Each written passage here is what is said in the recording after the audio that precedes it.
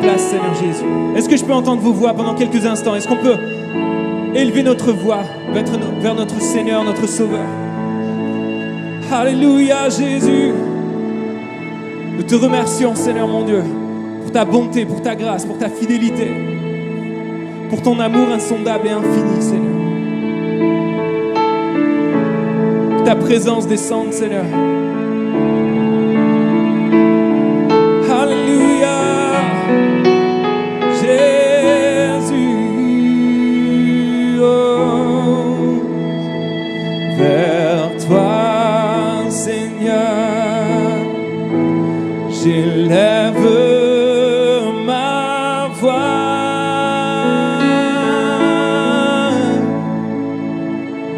Pour t'adorer,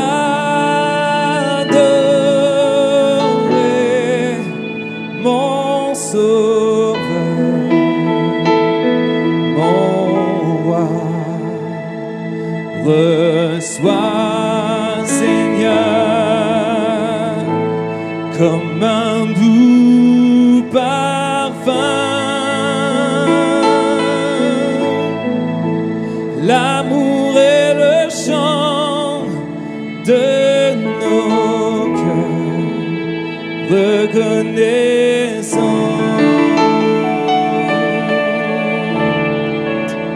Déclare-le. Vers toi, Seigneur, j'élève ma voix.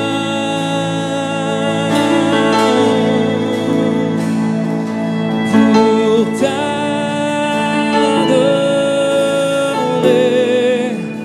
mon Sauveur, mon Roi. Reçois,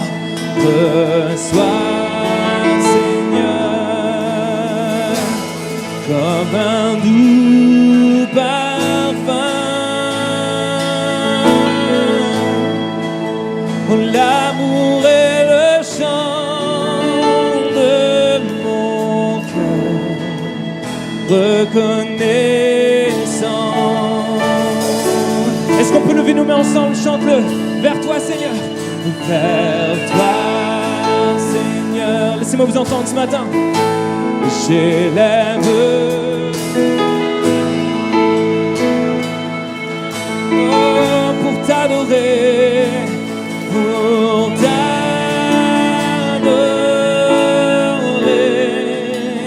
mon Sauveur, mon Roi.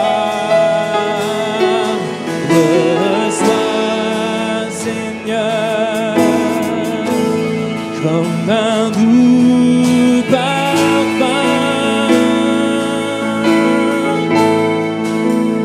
l'amour et le chant de nos... L'amour et le chant, l'amour et le chant de nos cœurs, l'amour et le chant de nos cœurs reconnaissant.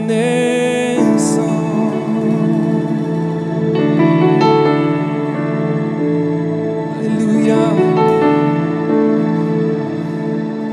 Alléluia. Le psaume 24 nous dit: à l'Éternel, la terre et ce qu'elle renferme, le monde et ceux qui l'habitent, car il l'a fondé sur les mers et affermi sur les fleuves. Qui pourra monter à la montagne de l'Éternel? Qui s'élèvera jusqu'à son saint lieu? Celui qui a les mains innocentes et le cœur pur. Celui qui a les mains innocentes et le cœur pur. Celui qui ne livre pas son âme au mensonge et qui ne jure pas pour tromper. Il obtiendra la bénédiction de l'Éternel, la miséricorde du Dieu de son salut. Voilà le partage de la génération qu'il invoque, de ceux qui cherchent la face de Dieu, de ceux qui cherchent ta face, au Dieu de Jacob. Est-ce qu'on pourrait juste adorer et chercher le Seigneur pendant quelques instants? Élève tes mains là où tu es. Et juste, Seigneur mon Dieu, nous te cherchons maintenant. Nous venons avec des mains nettes, Seigneur, le cœur pur, Seigneur. Viens purifier nos cœurs. Viens purifier notre âme. Viens purifier notre bouche, Seigneur. Merci, Seigneur mon Dieu, parce que tu es le seul qui peut toucher nos cœurs, laver notre âme. Merci, mon Dieu, pour ces temps. Seigneur mon Dieu, reçois favorablement le chant de nos cœurs, Seigneur. Alléluia. Tu es merveilleux, Seigneur. Tu es merveilleux, Jésus. Oh, nous te louons, nous t'adorons. Jésus, tu es là. Tu es là, Jésus. Prends ta place, Seigneur. Prends ta place, Seigneur. Nous sommes là pour toi. Reçois le chant d'amour d'un peuple racheté. Reçois le chant d'amour.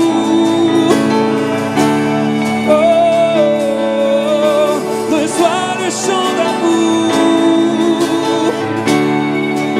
Nous t'aimons, Seigneur. Nous t'aimons, Jésus. Est-ce qu'on peut déclarer ensemble? Reçois le chant d'amour. Reçois le chant d'amour. Oh, de mon cœur. Reçois le chant d'amour, Seigneur. Oh, reçois le chant d'amour de mon cœur, Seigneur. Jésus. Oh, tu es merveilleux, Seigneur. Tu es merveilleux, Seigneur Jésus. Tu es merveilleux, Seigneur Jésus.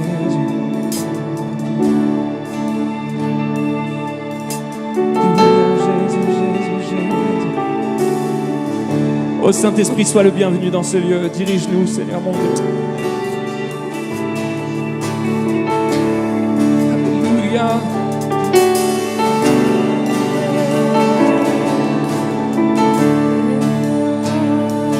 Et comme toi,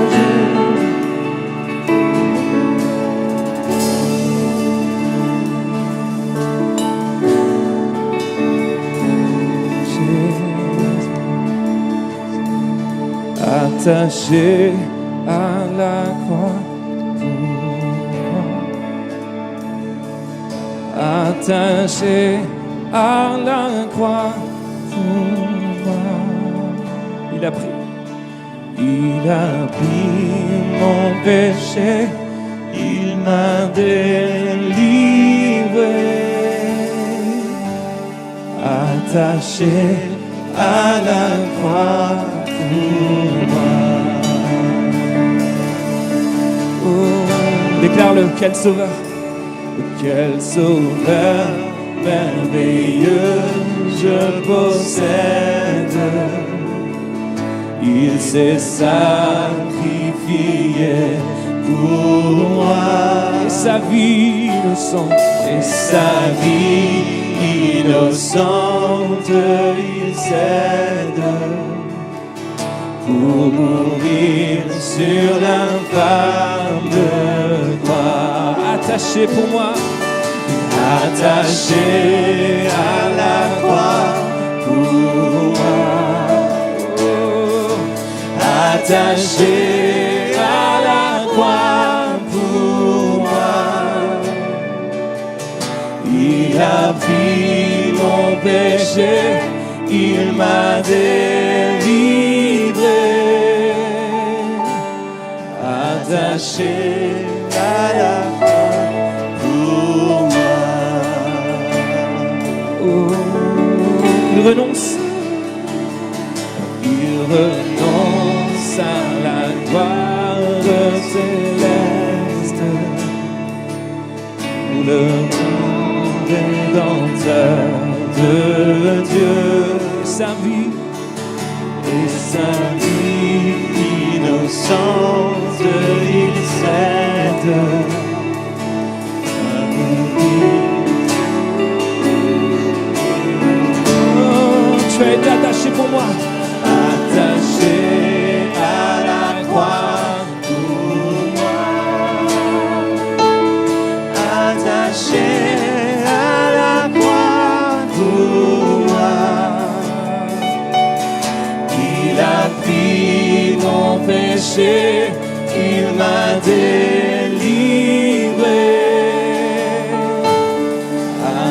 attaché à la croix pour moi.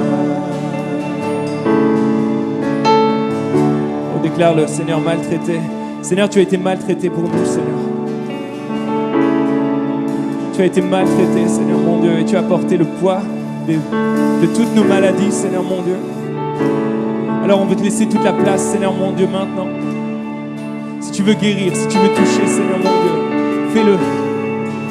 Oh, déclarons ensemble maltraité. Maltraité, innocent pour ma vie, pour mes iniquités, brisé et chargé de mes maladies. Il mourut pour guérir, sauver. Attaché à la croix pour moi. Attaché à la croix pour moi. Tu as pris, oui, tu as pris mon péché, tu m'as délivré. Attaché à la croix pour moi. Tu as pris mon péché, oui, tu as pris mon péché, tu m'as délivré.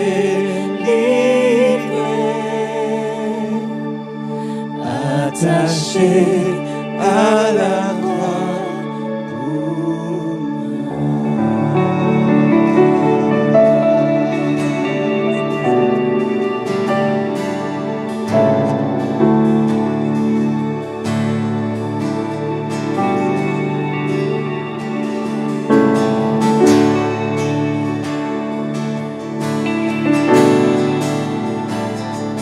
merveilleux tu es.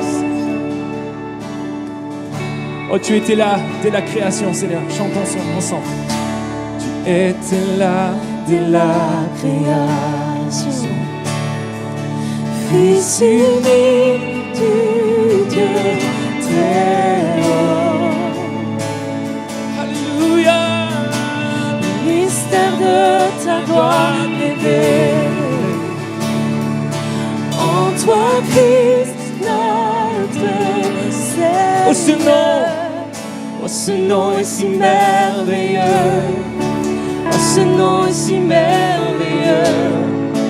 Le nom de Jésus, Christ, mon roi.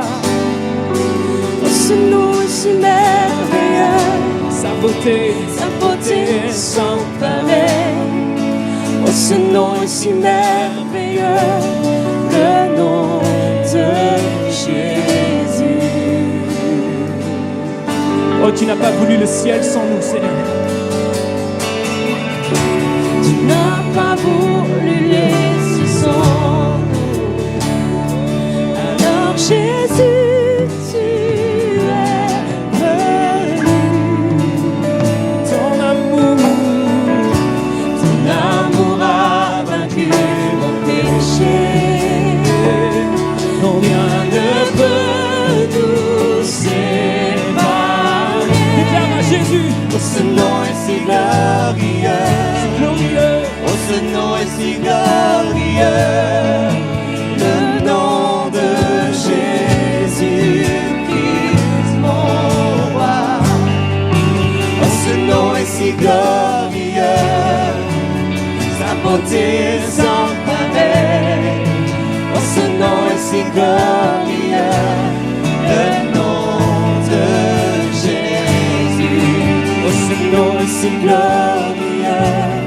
Le nom de Jésus.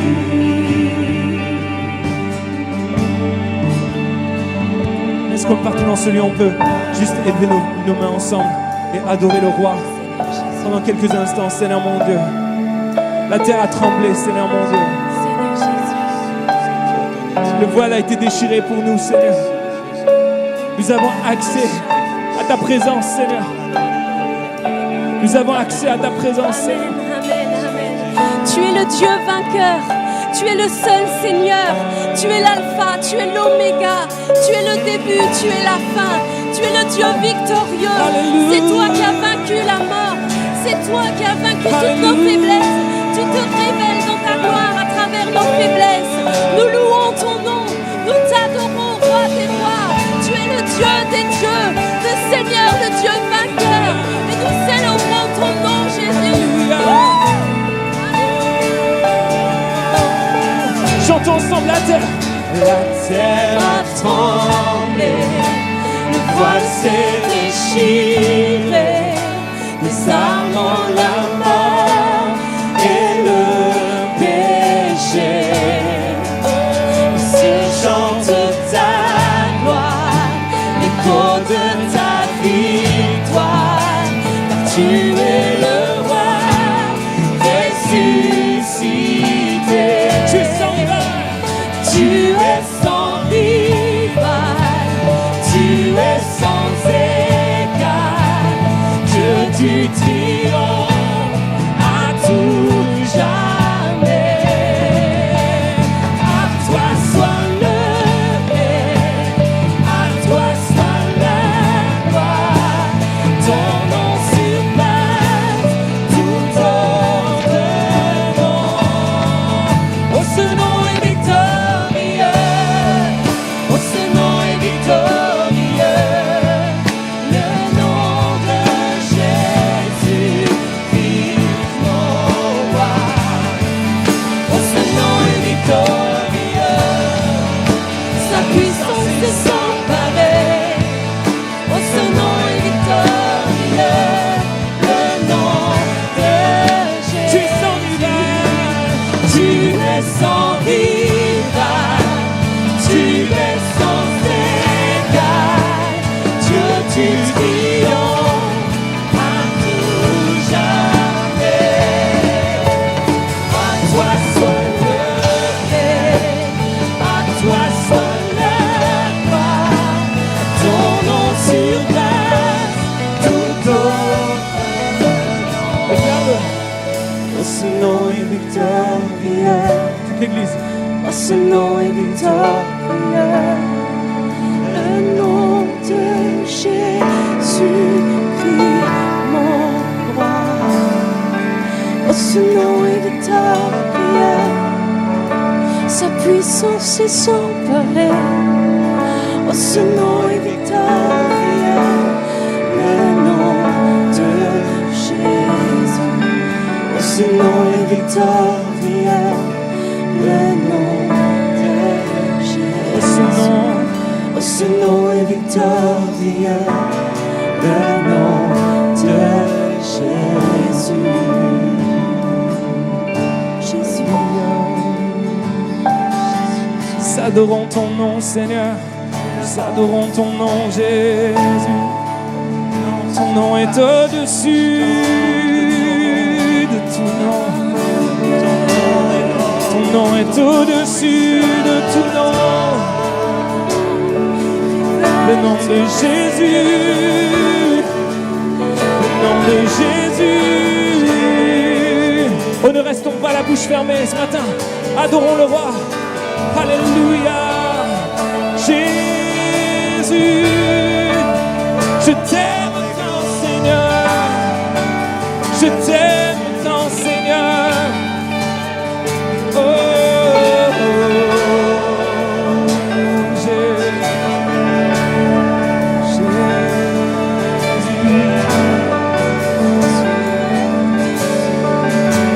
Nul n'est comme toi, Seigneur. Toi seul a payé le prix pour moi. Oh.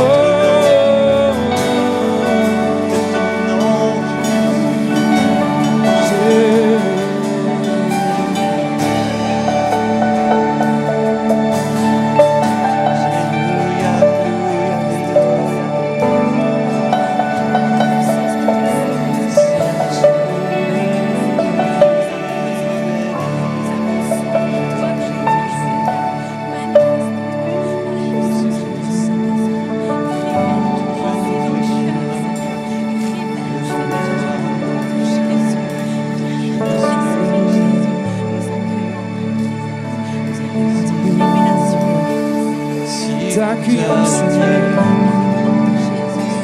T'accueillons, Seigneur. Fais briller, fais briller.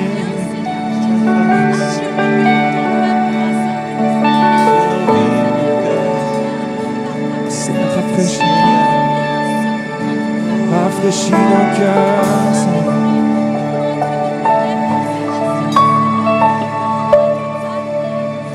C'est avec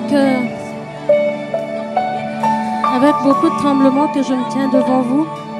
Lorsque j'ai mis mes pieds ici ce matin, en fait, déjà hier, le Saint-Esprit montrait qu'il y avait une grande tristesse au milieu de nous. Et ce matin, quand j'ai mis les pieds ici, le Saint-Esprit n'arrête pas de me dire la pluie de l'arrière-saison.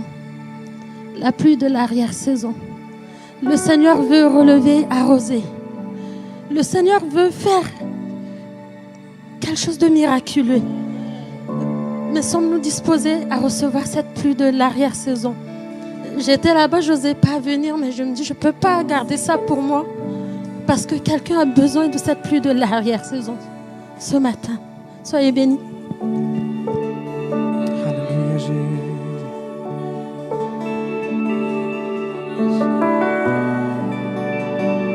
Seigneur, viens nous rafraîchir, Seigneur.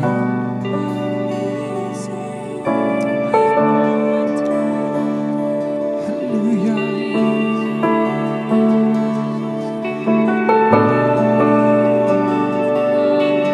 Rafraîchis, rafraîchis. Viens souffler, Seigneur. Viens souffler, Seigneur.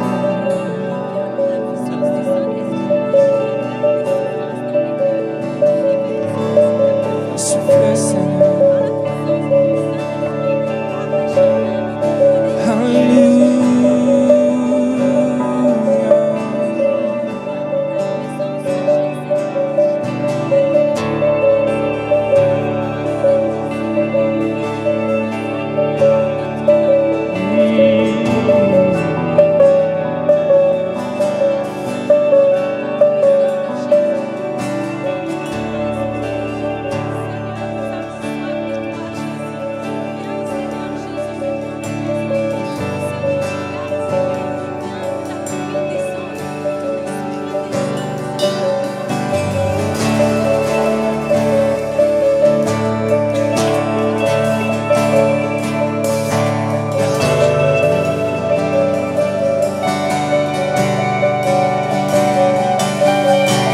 Souffler, Seigneur.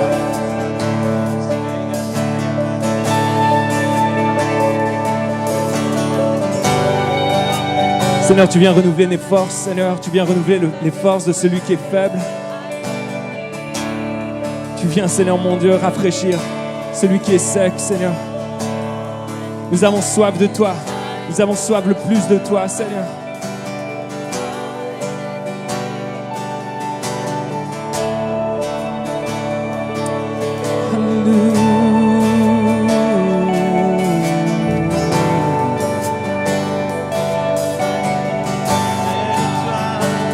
Alléluia.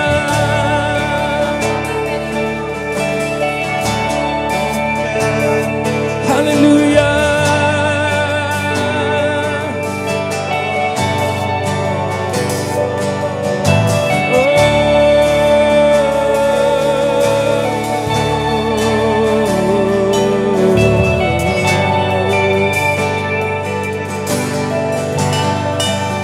Alléluia.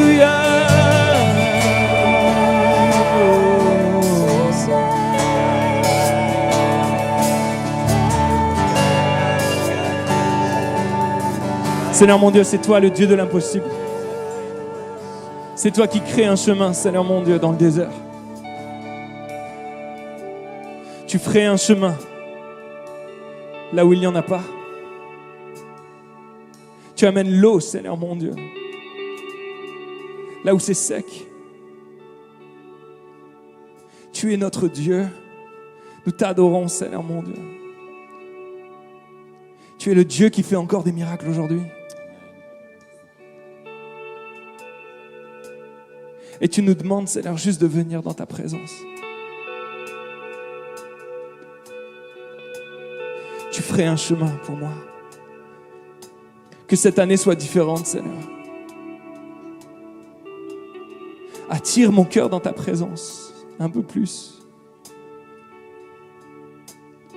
Comme au premier jour, Seigneur.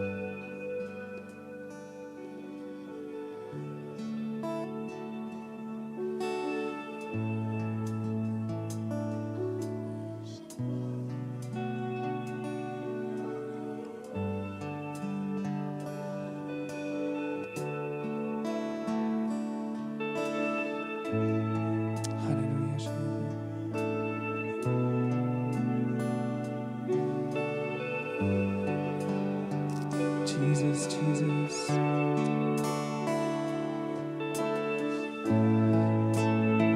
Alléluia. Est-ce qu'on peut tous élever notre voix et le remercier pendant quelques instants?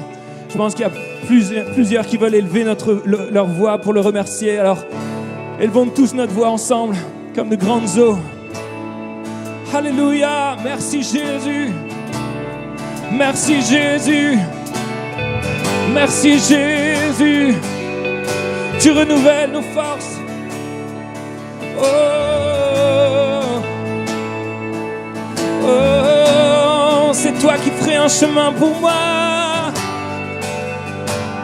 Tu es le Dieu des miracles, Seigneur. Oh,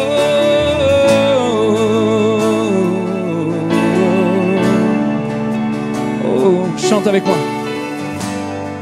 Tu es là, Seigneur mon Dieu, présent parmi nous. Et je t'adore. Oh, je t'adore, Seigneur.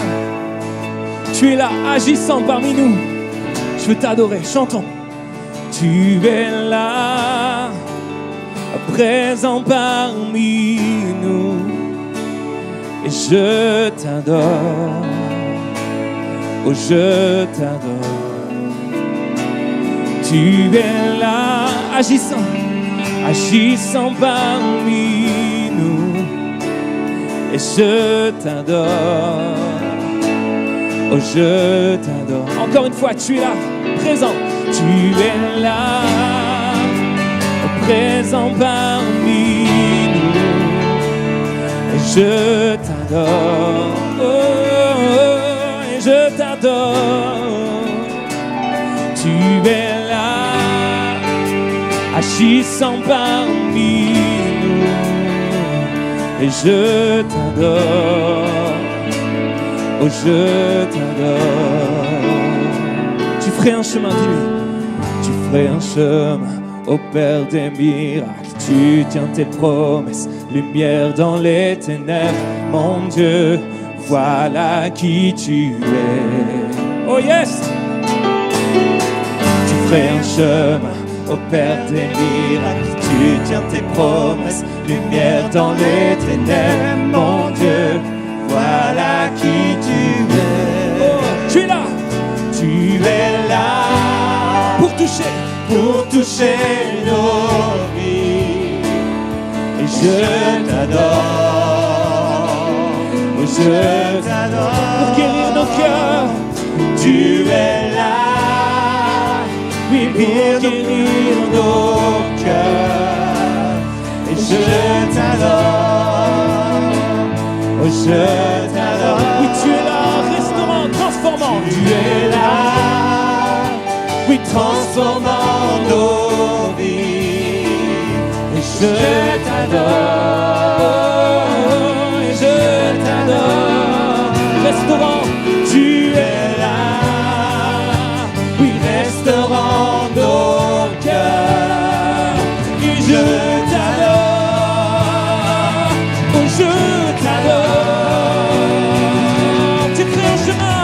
Tu crées un chemin, opères des miracles. Tu tiens tes promesses, lumière dans les ténèbres. Mon Dieu, voilà qui tu es. Tu crées un chemin, opères des miracles. Tu tiens tes promesses, lumière dans les ténèbres. Mon Dieu, voilà qui tu es.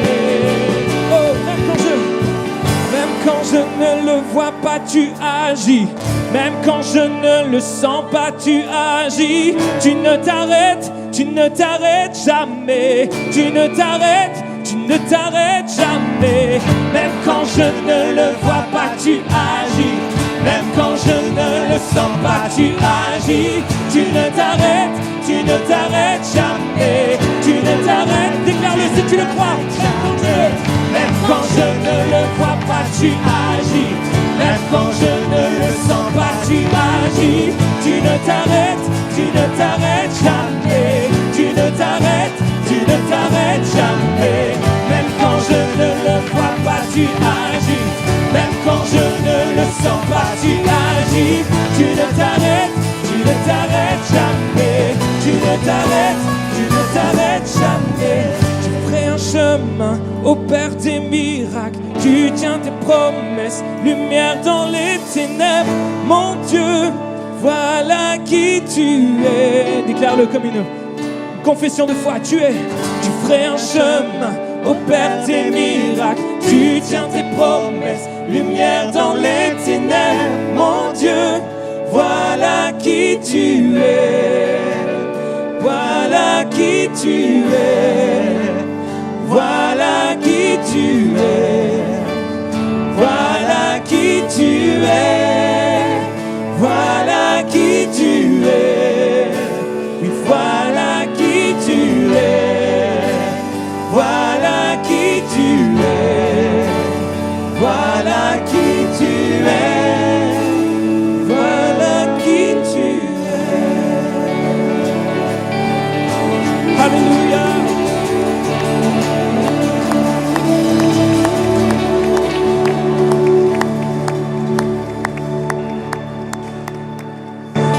Merci au groupe de louanges. Ce sont des moments précieux qu'on vit ensemble dans la présence de Dieu. L'orateur de ce matin est originaire du nord de la France. Il s'est converti au Seigneur dans un camp de jeunesse à Münster, près de Colmar, en 1973. C'est en 1984 qu'il débute un stage probatoire. Il entrera assez rapidement à plein temps dans le service auquel le Seigneur Jésus l'a appelé le 1er mai 1985, voilà, le jour de la fête du travail. Je pense qu'à l'époque, il n'imaginait pas tout le travail qui l'attendait. Il a été reconnu officiellement pasteur en 1989. Il est marié à Sylvette et nous avons une pensée toute particulière pour elle ce matin. Ils ont 4 enfants et 8 petits-enfants. Lui et son épouse ont servi le Seigneur successivement dans les assemblées de Dieu de Wascal, dans le Nord, puis en Normandie à Évreux, puis Dieppe, et enfin Le Havre. Durant cette période où il était pasteur au Havre, il a été élu président de la FNADF, mandat qu'il a exercé pendant 4 ans jusqu'en mai 2021. Il a été également président plusieurs années, je ne sais pas combien d'années exactement, de l'EHPAD Les Lys Blancs en Normandie, qui adhère à l'Union des Actes. Aujourd'hui, il continue le ministère au sein de l'Église de Saint-Saëns. J'ai la joie d'accueillir avec vous notre cher frère et collègue Daniel Perlinski.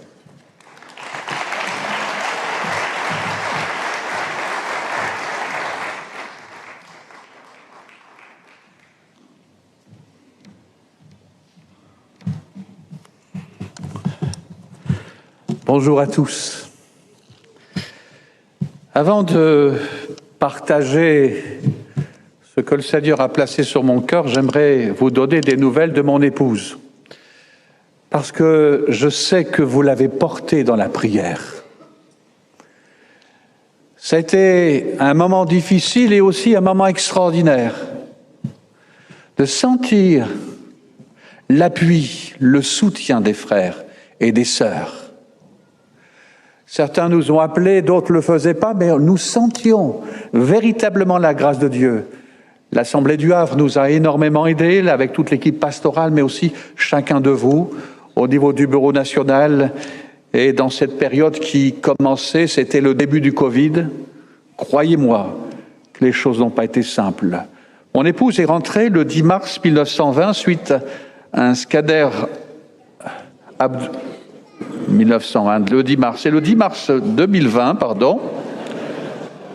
Pourquoi vous souriez? Elle n'est pas née, le 10 mai. Je vous donne quelques nouvelles. C'est le 10 mars, le jour de son anniversaire, suite à un scanner abdo-pelvien. Elle a été hospitalisée le jour même. On a diagnostiqué très rapidement un cancer ovarien et lésions cancéreuses sur tout le péritoine.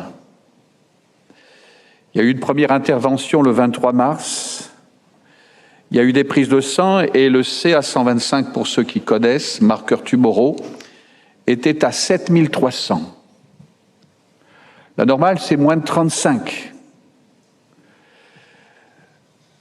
Il y a eu des chimios toutes les 3 semaines, des séances entre 4 et 5 heures. Le vendredi 11 avril, au matin, je l'ai conduit aux urgences, un épanchement pleural, pose d'un drain avec peu d'espoir puisqu'elle n'arrivait plus à respirer. On était en plein Covid, il craignait qu'elle avait le Covid. Le lendemain, samedi matin, alors qu'elle n'avait même pas pu mettre un verre d'eau à ses lèvres, Sylvette me téléphone, elle avait son portable, et elle m'a dit au revoir. Elle se sentait partir. Une personne du service oncologie l'a préparée à mourir, en disant « Souvenez-vous des bons moments que vous avez passés ». Ce jour-là, c'était un moment particulièrement difficile. Mais, vous savez, quand Dieu est aux commandes, quand notre vie est aux commandes, c'est quelque chose d'extraordinaire. 3 jours après, elle sortait de l'hôpital. Elle a eu des séances de chimio jusqu'en juillet. Le 25 juin, rendez-vous avec le chirurgien une seconde fois, très pessimiste. Il prévoit une opération de 4 heures.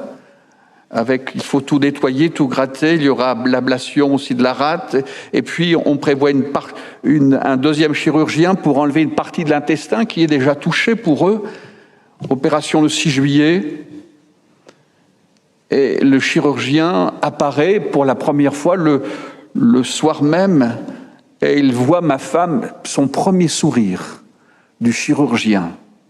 La première fois, on avait eu l'impression d'avoir une porte devant nous, aucun sourire, aucun espoir.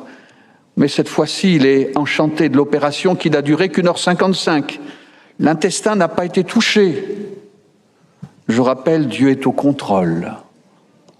En août 2020, c'est un nouveau contrôle du CA125, marqueur tumoraux. Il est descendu à 18,4. Moins de 35 de 7300. Il est descendu à 18,4. Séance de chimio jusqu'en octobre et depuis novembre 2020, elle a maintenant un traitement de chimio par comprimé pendant 2 ans parce qu'elle est porteuse du gène BRCA2, c'est-à-dire son cancer est génétique avec risque de récidive. Donc, les chirurgiens, l'oncologue a décidé de prendre ce traitement. J'aimerais vous dire simplement que Sylvette va bien. Elle va même très bien. Elle est guérie. Mais c'est ce traitement avec des effets secondaires qui sont pénibles. Il y a toujours des douleurs dans les jambes, des crampes, des nausées, et elle a encore 1 an à faire. Mais j'aimerais vous dire, nous bénissons Dieu Et nous remercions Dieu pour vos prières, votre soutien. C'est quelque chose de formidable de faire partie de la famille de Dieu. Et que nous puissions ensemble remercier Dieu.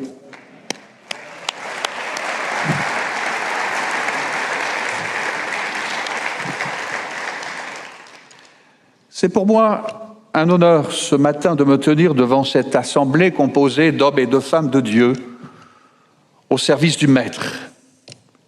S'il y a de jeunes frères en formation, il y a aussi nos pères qui ont œuvré fidèlement toute leur vie et qui nous ont pour beaucoup marqués par leur implication et leur fidélité dans l'œuvre de Dieu. Mais aussi je bénis Dieu pour ces aînés qui ont su parfois avoir des marques d'encouragement. J'aimerais vous dire, je suis fier d'être pasteur dans le mouvement des Assemblées de Dieu de France.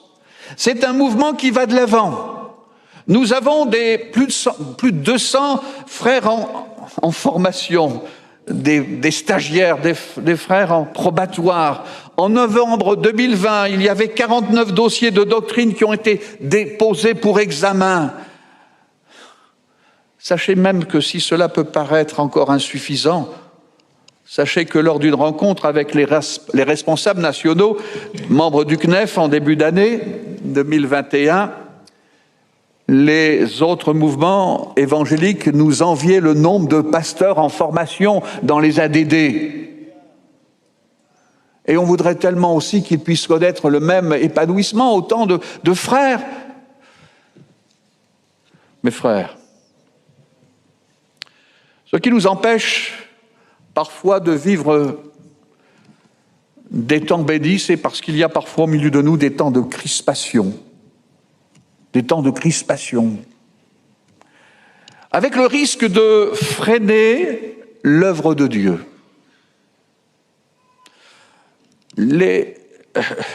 Ces temps de crispation, on peut le vivre localement dans son église. On peut le vivre aussi régionalement. Au milieu de ses frères de sa région, on peut le vivre aussi au niveau national. Et je pose cette question, je me la pose. En sommes-nous victimes ou coupables ?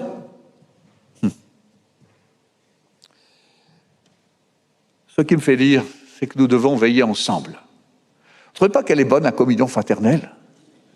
Ce matin, on se sent bien. Hier, on se sentait bien. On est bien ensemble. Et nous sommes là pour nous encourager, peut-être aussi nous aider mutuellement. Pour introduire ce temps de partage, j'aimerais lire un texte rapidement dans l'Épître aux Hébreux, chapitre 12, où il est dit, je lis la version Sommer, « C'est pourquoi nous aussi, qui sommes entourés d'une telle foule de témoins, débarrassons-nous de tout fardeau et du péché qui nous cerne si facilement de tous côtés, et courons avec endurance l'épreuve qui nous est proposée. Gardons les yeux fixés sur Jésus qui nous a ouvert le chemin de la foi et qui la porte à la perfection. Parce qu'il avait en vue la joie qui lui était réservée, il endurait la mort sur la croix en méprisant la honte attachée à un tel supplice. Et désormais, il siège à la droite du trône de Dieu.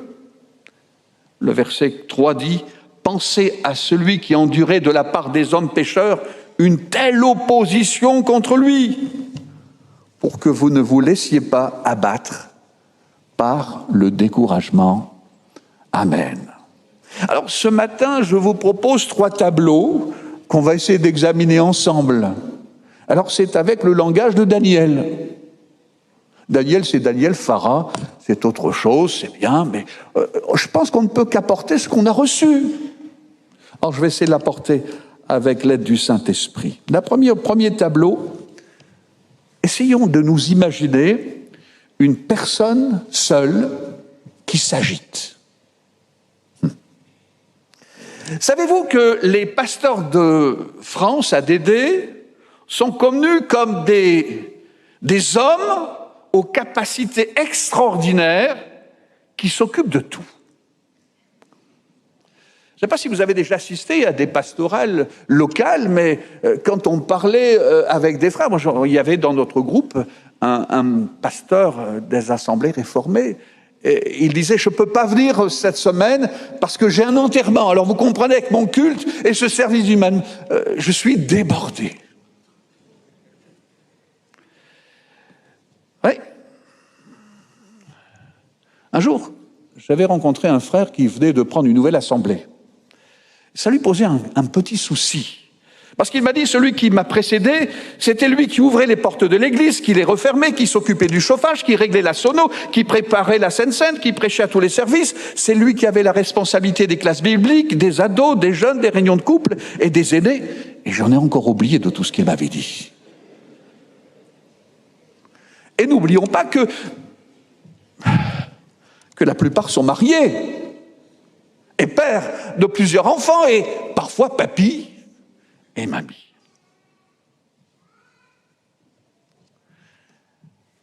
Vous savez qu'il y a une expression qu'on appelle être un véritable couteau suisse.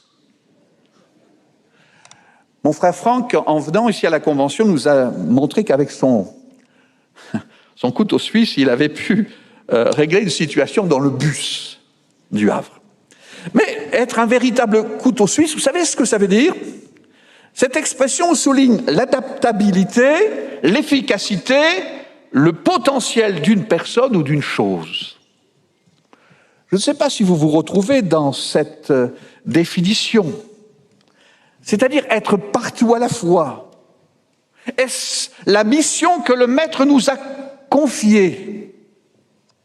Vous recevrez l'Esprit Saint et vous serez mes témoins à Jérusalem, on pourrait dire à Montluçon, à Brest, à Strasbourg, à Dunkerque, à Perpignan, mais on est d'accord qu'on peut être qu'un endroit à la fois. Nous sommes appelés à être des témoins du Seigneur. Alors je vous ai dit, j'avais fait un premier tableau, une personne qui s'agite seule. Je vais lire un premier texte dans Exode au chapitre 18 et au verset, juste avant le verset 13. C'est Jéthro, beau-père de Moïse, qui emmène Séphora et les deux fils, Gershon et Eliezer, près de la montagne de Dieu, où Moïse avait dressé son camp. Vous savez que Moïse avait consacré tout son temps à son peuple. Et cette visite fut l'occasion pour Moïse de témoigner de quelle manière l'Éternel les avait délivrés, et pour Jéthro d'offrir à Dieu un holocauste et des sacrifices. Mais il y a eu le lendemain. C'est toujours intéressant le lendemain. Le lendemain, verset 13 du chapitre 18, Moïse s'assit pour juger le peuple, et le peuple se tint devant lui depuis le matin jusqu'au soir. Le beau-père de Moïse vit tout ce qu'il faisait pour le peuple et il dit « Mais que fais-tu là avec ce peuple? Pourquoi sièges-tu seul? Et tout le peuple se tient-il devant toi depuis le matin jusqu'au soir ?» Et Moïse répondit à son beau-père « C'est que le peuple vient à moi pour consulter Dieu. Quand ils ont quelque affaire, ils viennent à moi, je prononce entre eux et je fais connaître les ordonnances de Dieu et ses lois. » C'est bien quand même. Il fait des choses remarquables. Et que lui dit son beau-père? Ce que tu fais n'est pas bien. Tu t'épuiseras toi-même et tu épuiseras le peuple, ce peuple qui est avec toi, car la chose est au-dessus de tes forces et tu ne pourras pas y suffire seul. Pourtant, mes amis, les qualités de Moïse sont grandes. Elles sont grandes, ces qualités. Dieu lui a confié une tâche, et vous vous souvenez certainement, il ne voulait pas y aller, lui, il disait non, non, envoie un autre. Il y est allé. C'est vrai que jeune, il a grandi et fréquenté ce qui se faisait de mieux. Dans la préparation, accéder aux plus grandes responsabilités. Vous avez remarqué que Dieu sait toutes choses d'avance. Apprendre. Est-ce que nous savons encore apprendre? Je le dis pour moi. Son beau-père lui fait prendre conscience du péril qu'il fait courir aux autres et à lui-même. Et la solution, choisit des hommes craignant Dieu, intègres, ennemis de la cupidité, établis-les comme chefs de 1000, chefs de 100, de 50 et de 10. Qu'auriez-vous fait à la place de Moïse? Qu'auriez-vous fait? J'ai du respect pour toi, j'ai trop, mais c'est l'Éternel qui m'a confié cette tâche. Il faut que je la remplisse. Mes frères, mes sœurs, j'ai connu un pasteur d'une église charismatique qui a connu un certain essor. Les gens venaient de loin pour l'écouter et après le prêche, ils venaient sur le devant de l'estrade pour s'entretenir avec l'homme de Dieu. Et ça commençait à midi et ça allait jusqu'à les 22, 23 heures. Parfois, d'autres revenaient le lendemain et ils prenaient le temps de les écouter. Un jour, un diacre de cette communauté a demandé de le rencontrer en aparté et de la part de Dieu, il l'a averti du danger qu'il courait s'il persistait dans sa façon de faire. Il n'a pas écouté. Quelques mois plus tard, il y a eu un drame familial. Sa femme est partie. C'est un drame pour les enfants. La parole de Jéthro était pleine de bon sens. Ta tâche dépasse tes forces. Tu ne peux pas l'accomplir tout seul. Ton rôle est de représenter le peuple auprès de Dieu et de porter les litiges. Communiquer ses lois, enseigner la voie à suivre et la conduite à tenir. Pour le reste, choisis parmi le peuple des hommes capables, attachés à Dieu, et tu les placeras à la tête du peuple. Hier soir, j'ai fait un petit calcul pour voir ce que proposait Jéthro, à quoi ça représentait combien de personnes. 131 000 personnes. Mais, responsable de Bill, s'il y a 1 million de personnes, ça fait des chiffres énormes. Et il gérait tout cela comment? Tout seul. Tout seul. Moi, je gère. Il y a 3 leçons à retenir dont nous avons besoin. Savoir écouter les conseils. Et dites-moi, c'est pas facile. Parce qu'on sait tout. Enfin, je parle pour moi. Alléger la charge. On a besoin d'approbation de Dieu devant certaines choses. Ne pas dire oui trop rapidement. Demandons-lui. Et assumer la tâche que le Seigneur nous a réellement confiée. Parce que si on va dans tous les sens, on passe à côté. Pourquoi je vous en parle, mes frères, mes sœurs? Je vais vous ouvrir mon cœur. J'ai failli dans ce domaine. J'ai failli dans ce domaine être partout à la fois. Non pas parce que je l'ai cherché, mais parce que je n'ai pas su dire non. Parce qu'on vous propose et on dit, je veux servir le Seigneur. J'ai eu de plus de 10 présidences à la fois. Tout à l'heure, le frère nous parlait d'une maison de retraite, mais j'assistais aussi, je faisais partie du dispositif de veille sociale de la ville du Havre, tous les mois, plus d'une demi-journée par mois. Et je faisais partie du CA de la Banque alimentaire du Havre aussi. On vous demande, on dit on a besoin de vous, on a besoin. Je gérais aussi, j'étais aumônier de prison. Mais je vais arrêter là. Et on finit par ne plus assurer ou assumer convenablement la mission qui nous est confiée et on devient sec. Sec spirituellement. Parce qu'on ne prend plus ou qu'on n'a plus le temps de consacrer à la prière et à la méditation de la parole de Dieu. Et qu'est-ce que vous voulez apporter après? Bien, on essaie de gratter quelque chose pour apporter, mais il y a quelque chose qui ne va plus. Un frère m'a interpellé sur ce sujet. Ça n'a pas été facile de l'entendre. Mais il a fallu que je m'humilie devant le Seigneur. Il a fallu que je lui demande pardon. Et cela nous rappelle ce que les apôtres ont dû faire. Vous connaissez bien le texte de Acte 6. Les 12 convoquèrent la multitude des disciples et dirent « Il n'est pas convenable que nous laissions la parole de Dieu pour servir aux tables. C'est pourquoi, frères, choisissez parmi vous cet homme, de qui l'on rende un bon témoignage, qu'il soit rempli d'Esprit Saint et de sagesse. Et nous chargerons de cet emploi, et nous continuerons à nous appliquer à la prière et au ministère de la parole. » Mes frères, ensemble, nous devons veiller.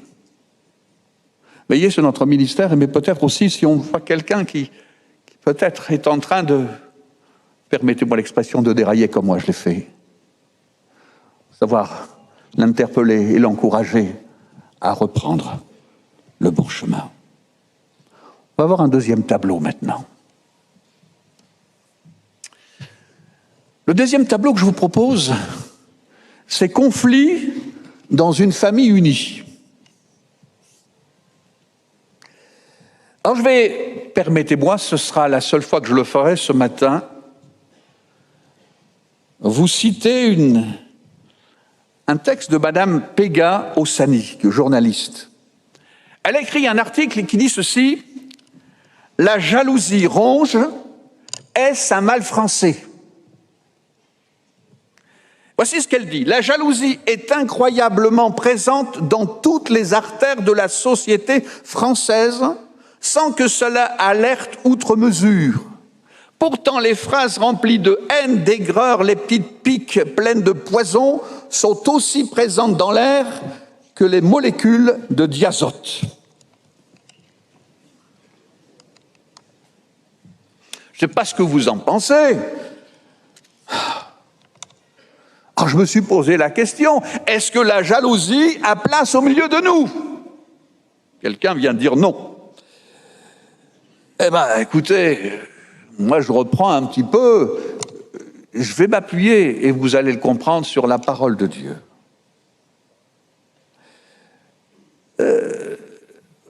Vous vous souvenez de ce Moïse dont on vient de parler, toutes les critiques qu'il recevait? Ce n'est pas des petites critiques, hein? Mais on lui en envoyait, en vois-tu, en veux-tu, en voilà. Vous êtes jamais objet de critique, vous, dans votre assemblée? Vous avez remarqué, si vous avez une assemblée de 80-100 membres, eh bien, nous sommes plus ou moins une cible. Il y a des gens, la musique, ça va trop fort, et pour d'autres, la musique, c'est pas assez fort. C'est des bons cantiques, enfin les anciens cantiques, ou c'est c'est compliqué. C'est pas, oui, enfin j'avais arrêté là, mais c'est difficile parfois, très difficile. Moïse avait une charge, il était à la tête d'un peuple, je sais, j'ai jamais trouvé le chiffre exact. C'est combien? 1 million? 2 millions 600 000?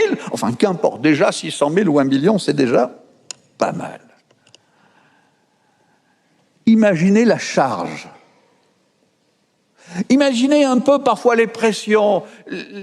Il sent qu'il ne fait pas l'unanimité, ça c'est sûr. Mais que de problèmes, que de difficultés de toutes sortes. Quelle patience fallait-il?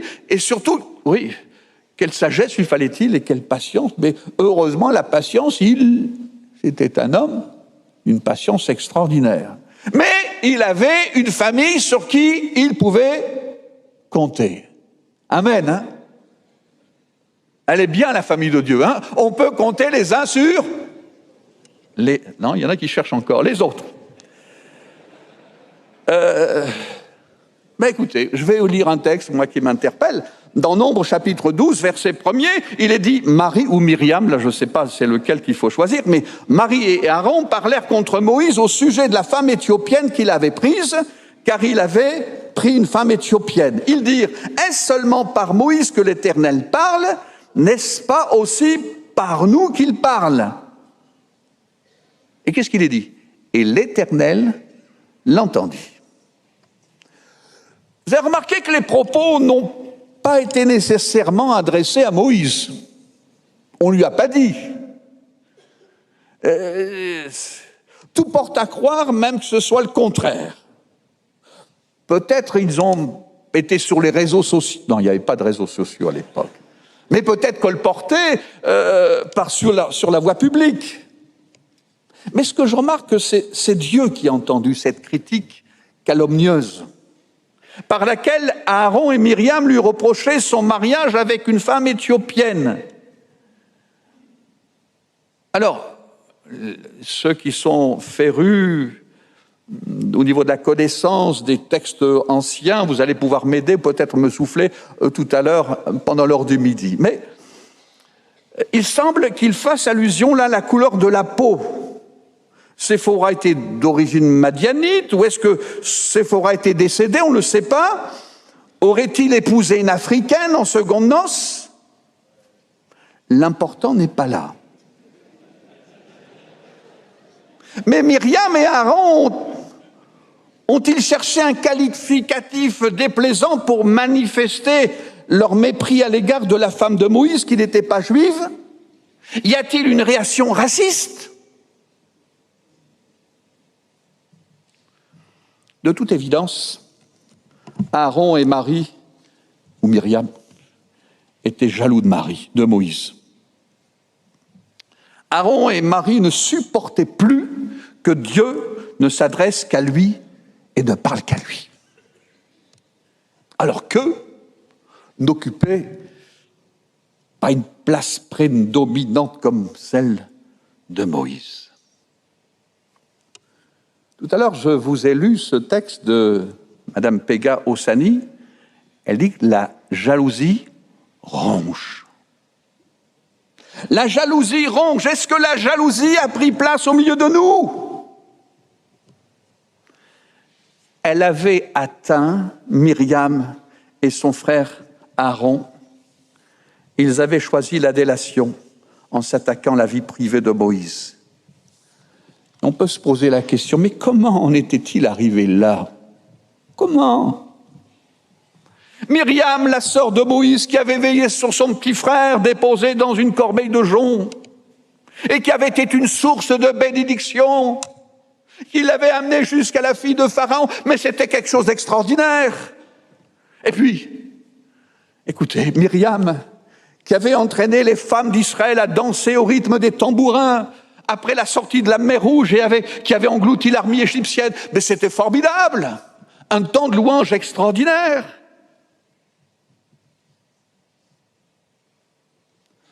Elle ne supportait plus l'autorité incontestable que Moïse exerçait sur le peuple.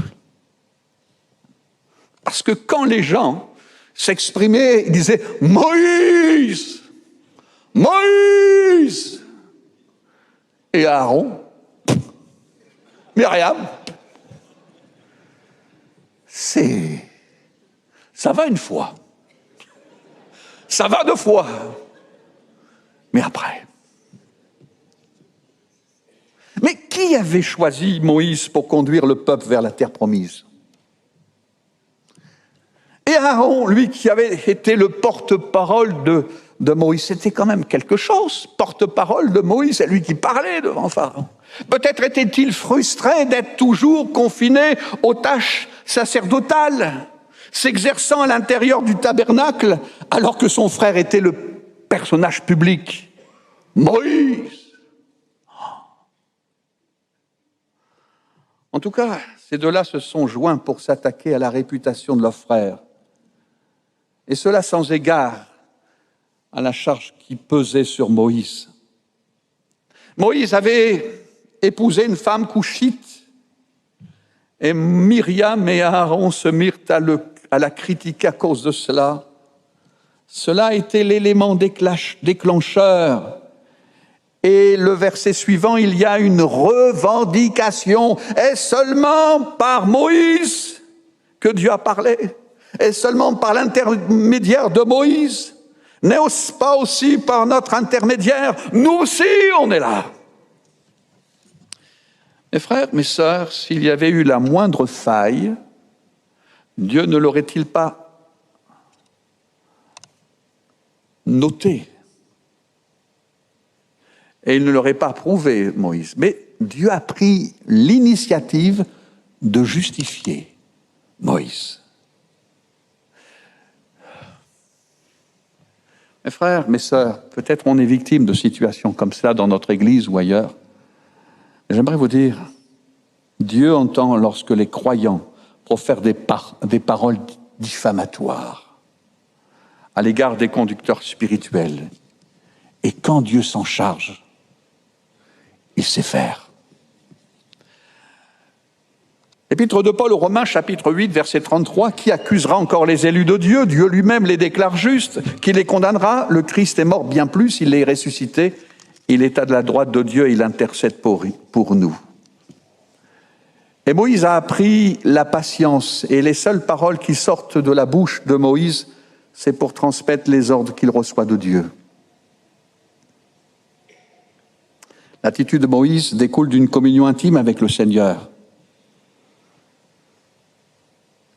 Mais il y a eu des conséquences. Le peuple a été paralysé par ce fléau de la calomnie. Et sachez que ce fléau de la calomnie peut également entraver la bonne marche de l'Église et compromettre son témoignage. Peut-être qu'un Aaron ou qu'une Marie ou une Myriam nous accablent de leur calomnie. Remarquez combien ça fait mal, que de souffrance. Mais apprenons la patience et demeurons fermes. Et souvenons-nous qu'il appartient au Seigneur seul de nous justifier. Et il le fera quand il le jugera bon.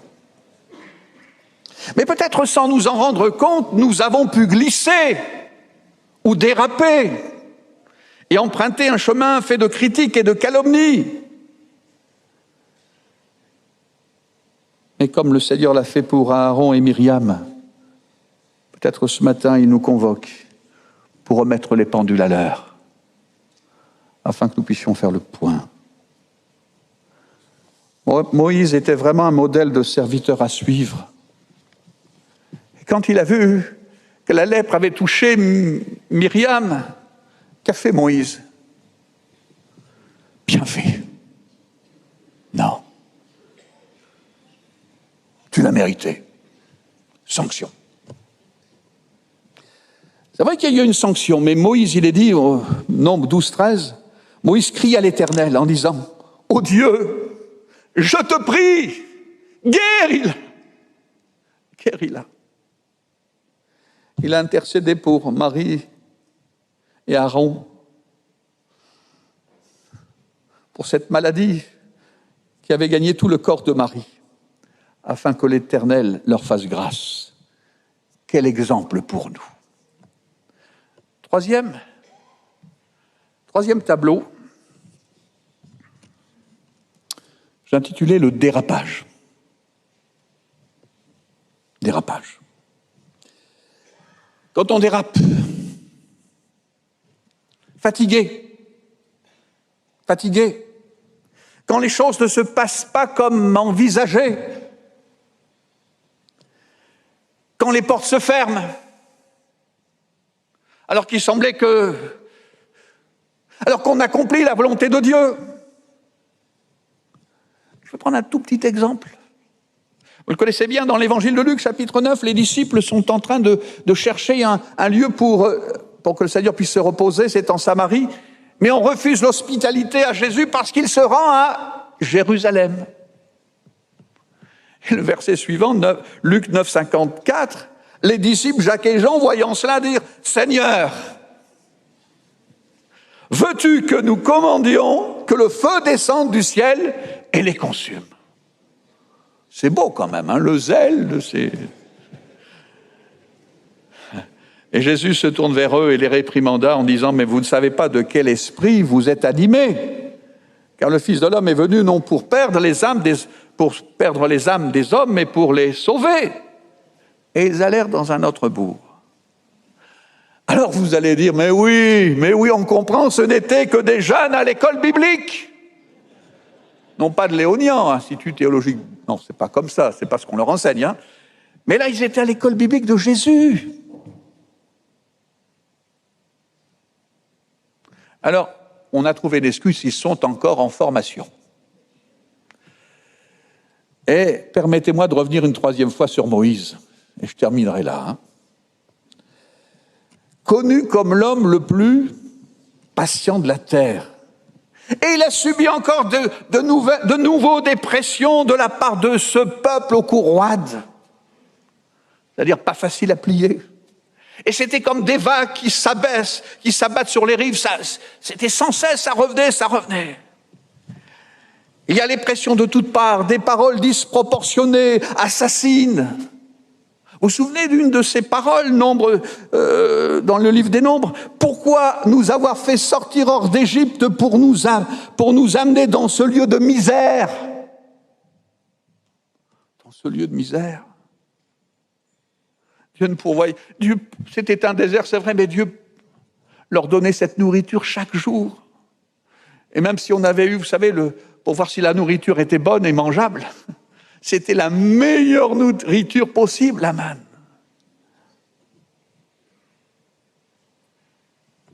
La meilleure nourriture. Mais vous savez, quand parfois on est fatigué par sans cesse ces choses qui remontent, qui reviennent.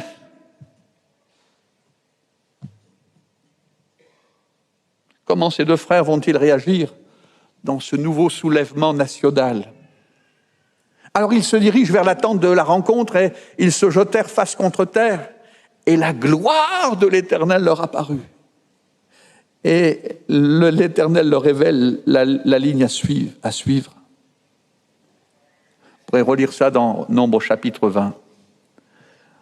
Au rocher d'Horeb, 20 ans plus tôt, dans une situation un peu similaire, l'Éternel avait ordonné à Moïse de frapper le rocher. Et Moïse avait fait jaillir une source abondante en accomplissant le désir du Seigneur. Mais cette fois, le plan de Dieu est différent. Voici ce que Dieu dit à ces deux hommes de Dieu, à Moïse: prends ta verge et convoque l'assemblée, toi et ton frère Aaron, vous parlerez au rocher. Vous parlerez au rocher. Il donnera ses eaux et tu feras sortir pour eux de l'eau du rocher et tu abreuveras l'assemblée et leur bétail.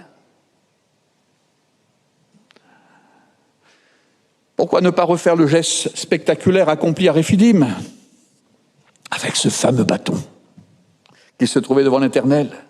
Mais Dieu est clair, tu parleras au rocher. Et là, on ne sait pas ce qui s'est passé. On ne sait pas ce qui s'est passé. Mais Moïse se laisse emporter par la colère et peut-être aussi son expérience et son vécu dans la matière, ses acquis. Vous savez, quand on a fait quelque chose une fois, on dit mais c'est comme ça qu'il faut faire. Nous, on a toujours fait comme ça, et c'est comme ça. Lecture du verset 10 de Nombre 28. De Nombre 20, pardon. Nombre 20, verset 10. Moïse et Aaron convoquèrent l'assemblée en face du rocher. Et Moïse leur dit: écoutez donc, rebelles, est-ce de ce rocher que... Regardez ce qu'il dit. Nous vous ferons sortir de l'eau. Nous. Mais c'est pas eux, c'est Dieu. Mais là, vous avez remarqué qu'il a glissé. Permettez-moi l'expression, il a déraillé. L'homme le plus patient de la terre, cet homme de Dieu, il déraille. Est-ce que c'est de ce rocher que nous ferons sortir de l'eau? Puis Moïse leva la main et frappa 2 fois le rocher avec sa verge. Ça, c'est la grâce de Dieu. Et il sortit de l'eau en abondance, l'assemblée but, et le bétail aussi. On pourrait dire, mais Dieu a béni, alléluia! Voilà, Dieu est bon, hein? Moïse s'octroie un pouvoir qui n'appartient qu'à Dieu. Vous vous souvenez de ce verset dans Jacques chapitre 1er, verset 20, ce n'est pas par la colère qu'un homme accomplit ce qui est juste aux yeux de Dieu. Moïse est en train de dérailler. Il s'attribue la capacité de faire sortir l'eau du rocher. Un peu présomptueux et une petite dose d'orgueil. Il dérape. Il a manqué l'occasion de glorifier le Seigneur, d'avoir répondu à leurs besoins. Il faut comprendre aussi, Moïse était le porte-parole de Dieu. Ils n'avaient pas la parole de Dieu comme nous aujourd'hui, mais ils avaient Moïse, celui qui avait reçu les paroles de Dieu. Oui, il a manqué l'occasion de glorifier le Seigneur, d'avoir répondu à leurs besoins. Il a suffi d'une fois. Et il y a eu des conséquences pour Moïse et Aaron. À cause de cela, vous ne ferez pas entrer cette assemblée dans le pays que je leur destine. Ça me fait penser à quelque chose, mes frères, mes sœurs. C'est pour ça qu'on a besoin d'être tous ensemble. Une vie d'obéissance peut être assombrie par un unique moment de défaillance et de découragement. Outrepasser la volonté de Dieu ou réagir sur la colère ou sur une fatigue ou, permettez-moi l'expression, sur un ras-le-bol. J'en ai assez.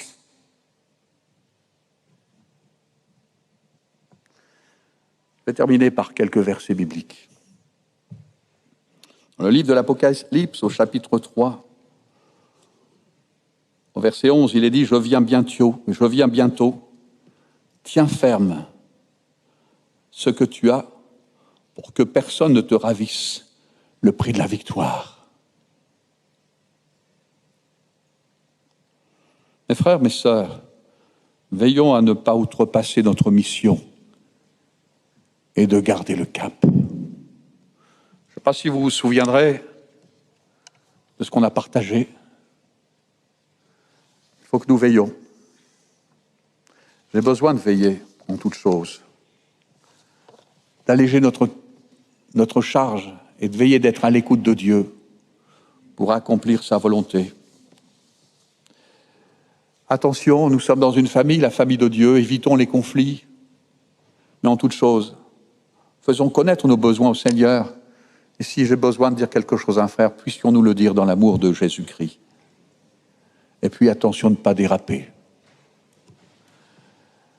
Au reste, frères, réjouissez-vous, perfectionnez-vous, ayez, j'ai envie de dire ayons un même sentiment, vivons en paix, et le Dieu d'amour et de paix sera avec nous. Alléluia. Est-ce qu'on peut prier ensemble? Alléluia. Merci Seigneur. Merci pour cette possibilité que tu m'as donnée, Seigneur, de pouvoir partager ce que tu as déposé sur mon cœur. Seigneur, il n'y a que le Saint-Esprit qui peut agir maintenant en chacun de nous. Et pour ma part, j'ai besoin de ta grâce. J'ai besoin que tu illumines les yeux de mon cœur afin de comprendre et de faire ta volonté et de te rester fidèle jusqu'au bout. Merci pour ces temps de partage, cette communion fraternelle. Merci pour le bien que tu nous fais, pour les projets à venir. Mais c'est ensemble que nous voulons, Seigneur, entrer dans cette tâche et aussi prier pour ceux que tu as placés, afin qu'ils soient bénis. Et Seigneur, et dans nos assemblées, eh bien, Seigneur, nous voulons regarder qu'à toi. Nous voulons compter sur ta grâce, en sachant que tu vois toutes choses, tu connais toutes choses, et pour nous, l'essentiel, c'est de faire ta volonté en toutes choses. Que ton nom soit béni, Père. Amen. Alléluia. Est-ce qu'on peut se lever tous ensemble? Seigneur, on veut se laisser impacter ce matin par ta parole. Tu nous as rappelé des choses importantes. Nous voulons que les sentiments qui sont en Jésus soient dans nos cœurs et qu'il y ait ce renouveau par ton Saint-Esprit au milieu de nous. Nous ne voulons pas être des auditeurs oublieux. Nous voulons laisser Dieu en personne nous parler ce matin et considérer que ce que nous avons entendu, c'est pour chacun de nous. Oh Dieu, nous voulons être des hommes et des femmes selon ton cœur. Oh Dieu, sois loué. Est-ce qu'on peut louer le Seigneur tous ensemble, comme un murmure doux et léger? On le sait, la présence de Dieu est dans des moments paisibles, des moments de grâce, et on en a besoin. Nous voulons te célébrer, te bénir ensemble. Élevons nos voix tous ensemble, sans nous attendre, qu'on puisse remercier le Seigneur et le laisser pleinement intervenir ce matin dans nos cœurs. Loué sois-tu, Jésus. Oh, comme j'aime ta parole qui change mon cœur. Tu transformes mon cœur, tu nous amènes de transformation en transformation, de gloire en gloire. Leiwel fois meliwa de Jesus, ismai de l'or et de G de fort. Béni sois-tu. Alléluia. Voilà l'ivole soelaide santa. Espor babelibala soedelive la san. Oh, my soedelish tolawai soligevelaite. Nous te louons, Jésus. Icole so my basso.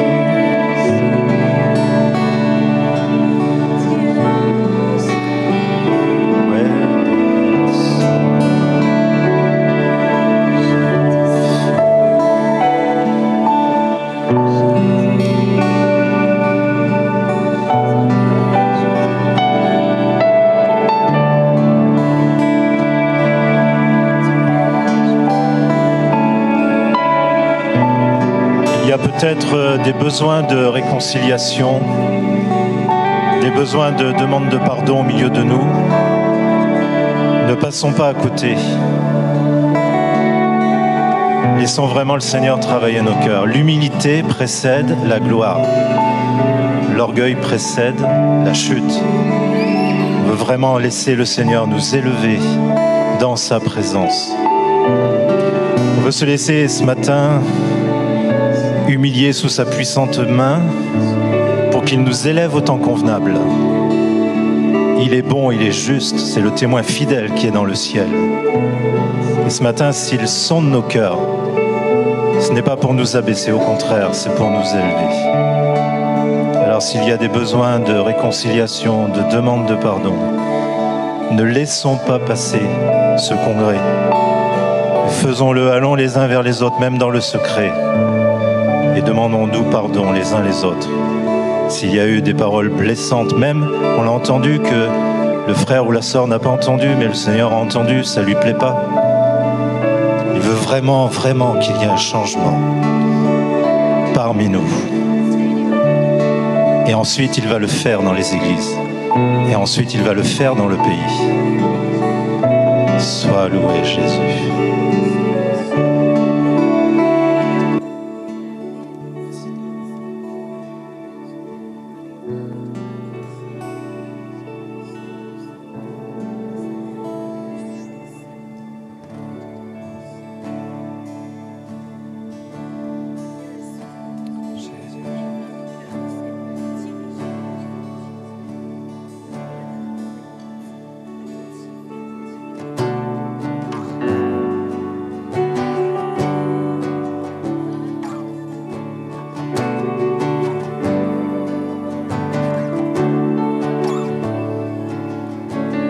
Je viens vers toi dans le secret. En ta présence, je veux rester. Tu seras toujours là. Oh, tout contre toi, Seigneur. Tout contre toi. Près de ton cœur, je peux entendre ta voix, Seigneur. Tu seras toujours là. Je suis ébloui par toi, Seigneur.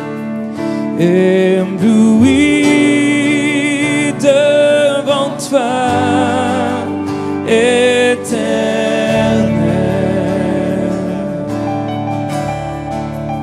Ébahi par l'amour de ton ciel. Je suis là à tes pieds. Je viens t'adorer. Je désire habiter près de toi. Oh, oh, oh. Oh Seigneur, je vois ton bras, Seigneur, je sens ta main. Je vois ton bras Je sens ta main, tu me protèges, tu me soutiens, tu seras toujours là. Ébloui devant toi,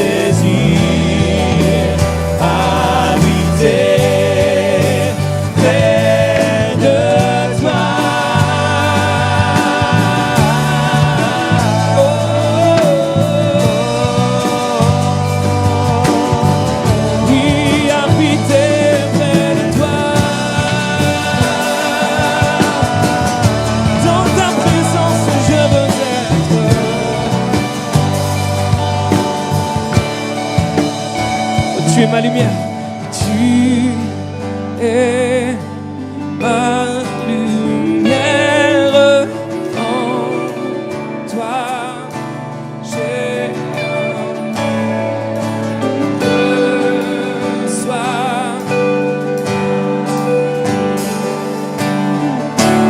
Seigneur, entends nos voix, tu es ma lumière, tu es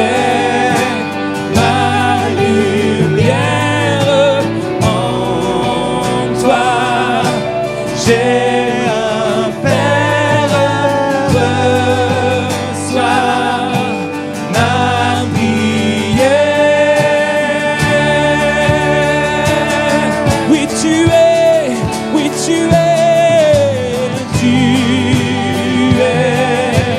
ma lumière, en toi j'ai un Père.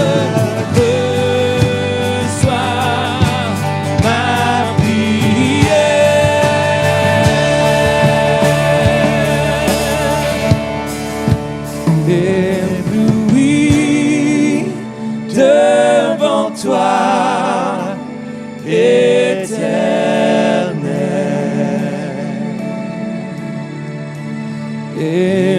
ébahi par l'amour de ton ciel. Je suis là à tes pieds, je viens t'adorer, je désire habiter près de toi.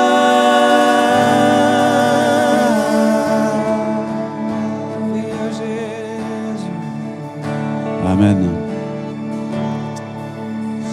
Amen. Est-ce qu'on peut quelques secondes élever notre voix tous ensemble et remercier le Seigneur pour les moments que nous sommes en train de vivre. Sois béni Jésus. Sois béni Jésus. Alléluia. Amen. Nous élevons nos voix, nous le louons. Nous le louons, nous le remercions. Amen. C'est bon d'être là. C'est bon d'être là. Amen. Amen. Nous voulons remercier le Seigneur pour les talents qu'il a donnés à son œuvre et on peut le faire en applaudissant. Merci. Merci pour ce bon moment passé à louer le Seigneur et à écouter cette bonne parole. La nourriture est bonne ici, la cuisine est bien faite. Vous trouvez pas? Et on va encore passer un très bon moment maintenant, puisque le moment qui vient, nous allons accueillir au milieu de nous des nouveaux ouvriers. Vous savez, Daniel l'a rappelé, on a quand même beaucoup de travail, non? On a beaucoup de travail. Et le travail accompli paraît si petit à côté de celui qui reste à accomplir. Alors qu'est-ce qu'on fait quand c'est comme ça? Eh bien, on prie, on demande à nos églises de prier, et on dit, Seigneur, appelle, équipe, envoie. On a besoin de nouveaux collaborateurs. Eh bien, vous savez quoi? Le Seigneur répond. Et on va bientôt le voir. Alors, hier après-midi, pendant que vous étiez tranquillement à la pause, nous, on travaillait. Et on a accueilli, comme on le fait maintenant chaque année, on a accueilli ces nouveaux frères et ces nouvelles sœurs. Et on a expliqué certaines choses et on leur a remis quelques cadeaux. Je voudrais quand même que vous puissiez voir les cadeaux qu'on leur a remis, puisqu'on a parlé ce matin de la jalousie. On va faire un petit test. Il y a ce cadre. Ce cadre, en fait, c'est pas l'objet, mais il parle. Je leur disais hier après-midi que, en ce qui me concerne, j'arriverai plus à compter le nombre de fois où j'ai dit, Seigneur, terminé, j'arrête tout. Bon, je dois être le seul dans ce cas-là. Et dans ces moments-là, c'est bon de se rappeler comment le Seigneur nous a appelés. Et moi, ça m'arrive de marcher, d'aller dans la nature et je me remémore ces moments où le Seigneur m'a appelé de manière précise. Et ce cadre rappelle qu'ils ont été appelés. Et puis, ce cadre rappelle aussi qu'il y a des hommes, des femmes qui nous ont fait confiance, qui ont attesté que cet appel que nous revendiquions, que nous exprimions, venait bien de Dieu. Ils y ont cru.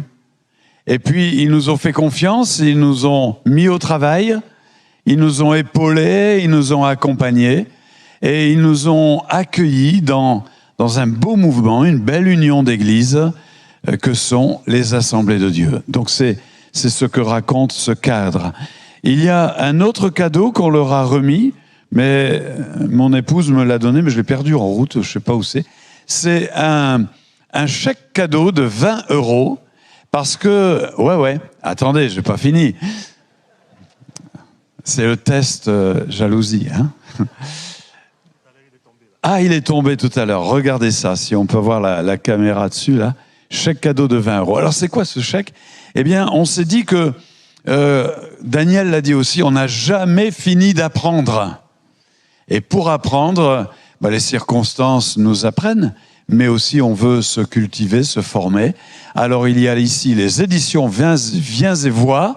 Et pendant tout le temps de congrès, ce petit carton vaut 20 € pour qu'il puisse s'acheter un livre, pas dans la collection enfant, hein, mais dans la collection, voilà, c'est offert par l'UNADF. Et ils ont signé cette charte dont nous allons reparler tout à l'heure, mais puisque vous brûlez d'impatience, nous allons les accueillir.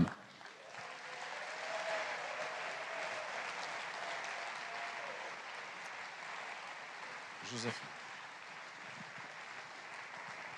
Soit tu prends le micro manuel, mais je ne l'ai pas désinfecté, soit tu prends l'autre.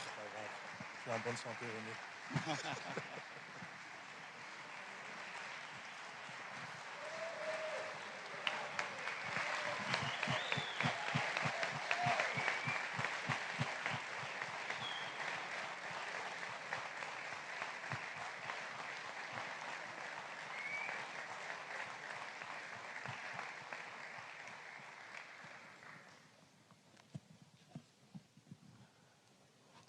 Voilà.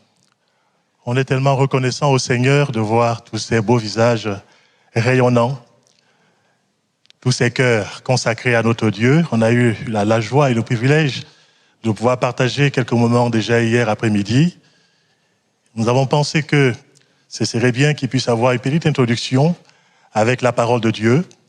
Nous sommes dans un mouvement qui est particulièrement attaché à la parole de notre Dieu, la Bible, que nous considérons comme étant tout entière inspirée de Dieu et utile aujourd'hui encore dans notre génération pour enseigner, pour convaincre, pour corriger, pour instruire, afin que nous soyons chacun et chacune des hommes et des femmes de Dieu, prêt, préparé pour toute bonne œuvre. Alors je me permets donc, au nom de cette convention qui est réunie aujourd'hui, de vous lire 2 passages bibliques que je trouve dans les épîtres pastorales. On va lire le premier passage biblique dans la première épître de Paul à Timothée. On peut lire ceci. J'ai mis ça sur le cœur de chacun d'entre vous, sur le mien aussi, c'est un rappel, mais aussi très humblement sur le cœur de chacun d'entre nous, quelle que soit notre expérience sur le plan spirituel. Paul s'adresse à Timothée en ces termes, à partir du verset 8e de 1 Timothée chapitre 4. « Exerce-toi à la piété, car l'exercice corporel est utile à peu de choses, tandis que la piété est utile à tout.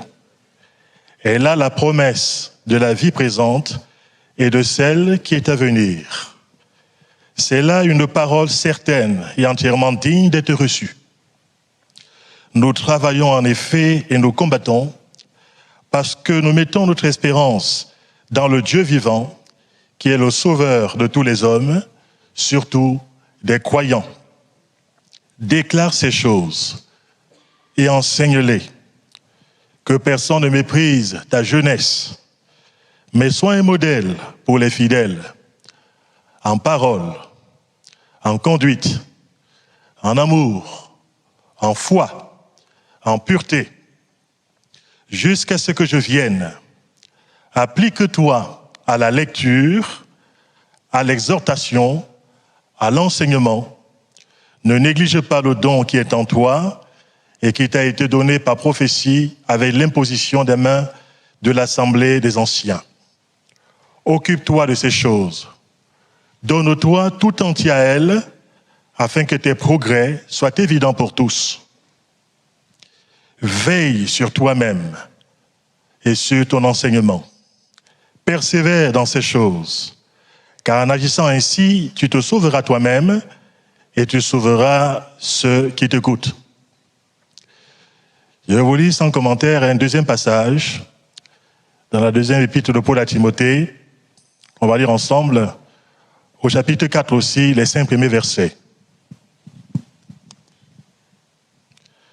Je t'en conjure devant Dieu et devant Jésus-Christ, qui doit juger les vivants et les morts, et au nom de son avènement et de son royaume, prêche la parole. Insiste en toute occasion, favorable ou non. Reprend, censure, exhorte avec toute douceur et en instruisant. Car il viendra un temps où les hommes ne supporteront pas la saine doctrine, mais ayant la démangeaison d'entendre des choses agréables, ils se donneront une foule de docteurs, selon leurs propres désirs, détourneront l'oreille de la vérité et se tourneront vers les fables. Mais toi, sois sobre en toutes choses, supporte les souffrances, fais l'œuvre d'un évangéliste, remplis bien ton ministère. Gloire au Seigneur.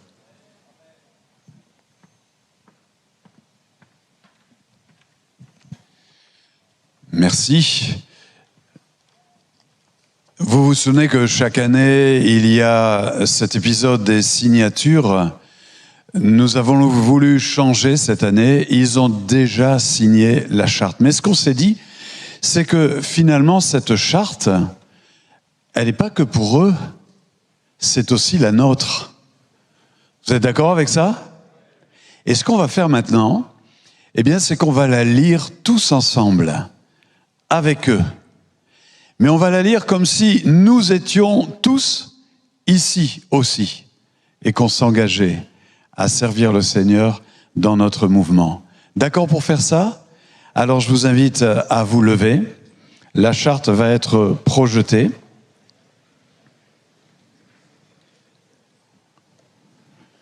Elle va être affichée. Vous pouvez vous retourner et la regarder. Voilà, cette charte, c'est exactement ce qui est écrit sur la feuille. Nous sommes heureux en ce jour d'accueillir de nouveaux ouvriers, nous sommes conscients que là est une grande richesse. Chacun se souvient de ce moment solennel de la reconnaissance comme un point de repère important dans son histoire personnelle. Un moment de joie partagée, mais aussi un moment dont cette charte souligne le sérieux. Après avoir demandé à être intégré au corps pastoral du mouvement des Assemblées de Dieu de France, lequel est placé sous l'égide de l'UNADF, Union nationale des Assemblées de Dieu de France, alors bien sûr chacun y met, je le mets pour moi, Robert Després, vous pouvez le mettre pour vous chacun, j'atteste avoir suivi les diverses étapes du processus de formation en vue de la reconnaissance pastorale. C'est donc en pleine connaissance de cause que je m'engage à servir au sein du mouvement des Assemblées de Dieu de France, selon les termes de cette charte. Ces textes rappellent la nécessité pour chacun d'entre nous d'être irréprochable. Version second, il faut que l'évêque soit irréprochable comme économe de Dieu, qu'il ne soit ni arrogant, ni colère, ni adonné au vin, ni violent, ni porté à un gain déshonnête. Version transcription parole vivante, il est indispensable qu'un dirigeant d'Église, en tant qu'intendant de la famille de Dieu, jouisse d'une réputation inattaquable. C'est pourquoi il ne doit être ni imbu de lui-même, ni autoritaire. Il ne faut pas que ce soit un homme susceptible ou enclin à la colère, qu'il n'aime ni le vin, ni les querelles, ni les gains malhonnêtes. La déontologie des Assemblées de Dieu de France, je m'engage en conscience à développer une bonne pratique de déontologie pastorale et en particulier à appliquer les décisions en vigueur des diverses conventions tenues sous l'égide de l'UNADF, qu'elles aient une portée générale ou qu'elles me concernent personnellement, à participer, sauf empêchement majeur, aux diverses conventions auxquelles je suis régulièrement convoqué et à faire parvenir mes excuses en cas d'empêchement, à encourager l'Église où je travaillerai, à soutenir les œuvres du mouvement des Assemblées de Dieu de France. Paissez le troupeau de Dieu qui est sous votre garde, non par contrainte, mais volontairement, selon Dieu, pas pour un gain sordide, mais avec dévouement, pas comme dominant sur ceux qui vous sont échus en partage, mais en étant les modèles du troupeau. Prenez soin, comme des bergers, du troupeau que Dieu vous a confié. Donnez-lui la nourriture convenable. Veillez sur lui, non par devoir et à contre-cœur, mais de plein gré et avec le zèle que Dieu désire. Dévouez-vous à votre ministère, non en vue d'un profit matériel, mais avec amour et désintéressement. Ne cherchez pas à dominer sur ceux qui vous ont été confiés à vos soins. N'exercez pas un pouvoir autoritaire. Efforcez-vous de devenir les modèles de votre troupeau. On est toujours dans cette rubrique tellement importante de l'amour de l'Église. Je m'engage donc à respecter les assemblées locales où je serai amené à servir ou que j'aurai à présider le cas échéant. En particulier, je suis conscient du devoir qu'a le ministre du culte d'être un bon exemple et donc de la nécessité de me conformer aux bonnes règles de vie personnelle et familiale. Je suis conscient de l'influence qu'ont les divers ministères dont, en matière de foi et de doctrine. Je m'engage donc à demeurer fidèle à la doctrine biblique, notamment telle qu'elle est exprimée dans la confession de foi de l'UNADF. Je ne considérerai jamais l'Assemblée et ses biens comme ma propriété et je respecterai scrupuleusement les règles juridiques de gouvernance des associations cultuelles, de par leur statut, leur conseil, le conseil d'administration, les assemblées générales, etc. Ce point-là est quelque chose qui est très important et je crois que du plus jeune au plus ancien d'entre nous, nous devons lui donner toute la place qu'il mérite, c'est la redevabilité. Éphésiens, Louis II, Éphésiens 5, 21, vous soumettant les uns aux autres dans la crainte de Christ. La version Semeur, et parce que vous révérez le Christ, vous vous soumettrez les uns aux autres. Et parole vivante, par respect pour le Christ, prenez chacun votre place dans l'ordre établi, vous soumettant les uns aux autres. Toujours en ce qui concerne la redevabilité aux autres, je m'engage à respecter les règles de soumission mutuelle au sein du corps pastoral des Assemblées de Dieu de France, à respecter l'autorité des instances de l'UNADF régulièrement élues, à respecter les champs locaux confiés à mes collègues reconnus, à ne pas m'ingérer à titre personnel dans une assemblée qui ne m'est pas confiée et dont le président ne m'aurait pas sollicité, à collaborer avec les personnes qui auraient été dûment mandatées par une convention pour intervenir dans l'assemblée que je serai le cas échéant amené à présider.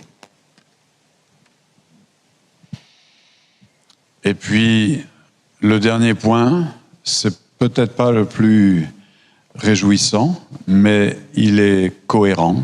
Si pour des raisons d'éthique, de conscience ou de circonstances, je ne suis plus en mesure de respecter cette charte, je m'engage à renoncer à l'exercice de toute responsabilité dans l'assemblée locale où je travaillerai, sans entraîner tout ou partie de la dite assemblée à démissionner de l'UNADF. Voilà cette charte qu'ils ont signée avec leur stylo hier. Et voilà cette charte que nous venons tous ensemble de re-signer avec notre cœur, je l'espère. On a voulu faire cette reconnaissance en début de congrès. D'habitude, on le fait le dernier jour pour éviter qu'ils partent tous rentrer à la maison.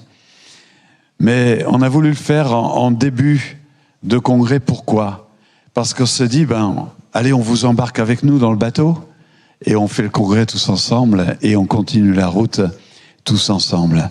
C'est pour ça que ce moment a lieu aujourd'hui, dans ce premier jour, c'est le deuxième jour du congrès. Ce que nous allons faire maintenant, c'est que nous allons prier pour eux et nous allons prier avec eux. Vous êtes d'accord ? Alors, il y a un petit problème. Vous avez peut-être entendu parler du coronavirus. On va encore rester prudent en ce qui concerne les distanciations. Moi, je crois que ce mot distanciation sociale, c'est celui qui a provoqué le plus de contamination. Parce que rien qu'à le dire, vous avez 3 contaminés autour de vous. Mais pour respecter ces distanciations, ces mesures, eh bien, ils vont rester là, nous, on va rester là, et on va élever nos voix vers le Seigneur.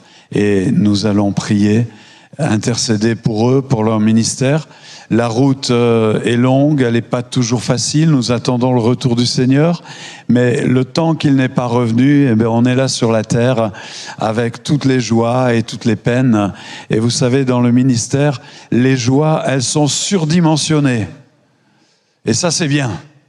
Et les peines, elles sont surdimensionnées. C'est comme ça. On élève nos voix, on prie pour eux. Alléluia. Alléluia. Prions le Seigneur, élevons nos voix, intercédons pour nos frères et nos sœurs. Merci Jésus. Sois béni Jésus, bénis-les Seigneur. Alléluia. Oh merci Seigneur. Merci mon Dieu. Alléluia Jésus. Amen. Bénis leur ministère, conduis leur vie, Seigneur. Oh Jésus, Jésus, Alléluia. Bella duiden che de blar gadebada. Seigneur, les diriger. Tu sauras les guider, Seigneur. Tu sauras leur apprendre à triompher en se confiant en toi, à reprendre courage. Seigneur, tu sauras leur parler pour qu'ils parlent à l'Église. Oh, tu sauras exercer leur oreille pour qu'ils soutiennent par ta parole ceux qui sont abattus. Jésus, merci. Merci qu'ils aient répondu à ton appel. Merci qu'ils se soient engagés, Seigneur. Alléluia. Amen. On prie encore quelques instants. On intercède pour ces frères, pour ces couples pastoraux. Jésus. Amen. Le Seigneur a pour chacun d'eux des œuvres préparées d'avance. Prions pour qu'ils ne passent pas à côté. Jésus. Merci, mon Dieu. Alléluia. Merci, Seigneur. Gloire à toi. Merci, mon Dieu. On reste dans la prière. Je crois que c'est un moment aussi de louange, de reconnaissance. Et on va louer le Seigneur. Vous restez avec nous, là? Hein? C'est super, ça. Eh bien, on va louer le Seigneur tous ensemble maintenant. Vas-y, Dan.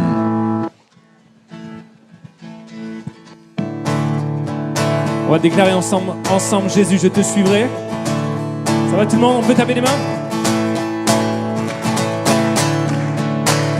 Dans la joie, quand le soleil m'inonde, tu réponds où ta présence abonde. Jésus, je te suivrai. Dans la peine, quand mon âme sombre, dans la vallée du deuil et de l'ombre. Jésus, je te suivrai. Car tu es mort pour moi. Car tu es mort pour moi. Oh, je vivrai pour toi. Tu t'es donné sans rien garder. Tu as souffert pour me sauver. Jésus, je te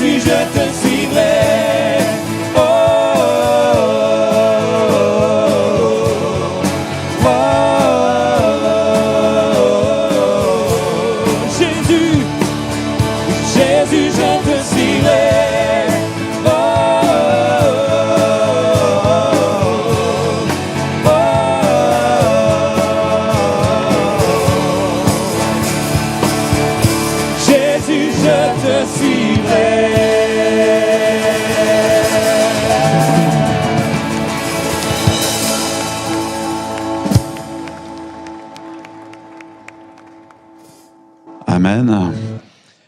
Attendez, bougez pas. Je vais leur demander quelque chose. Dites-moi, vous qui avez des années de ministère, est-ce que vous aimez quand on prie pour vous? On leur demande de prier pour nous? Vous voulez prier pour nous? On en a tellement besoin. Alors on vous laisse intercéder pour nous quelques moments.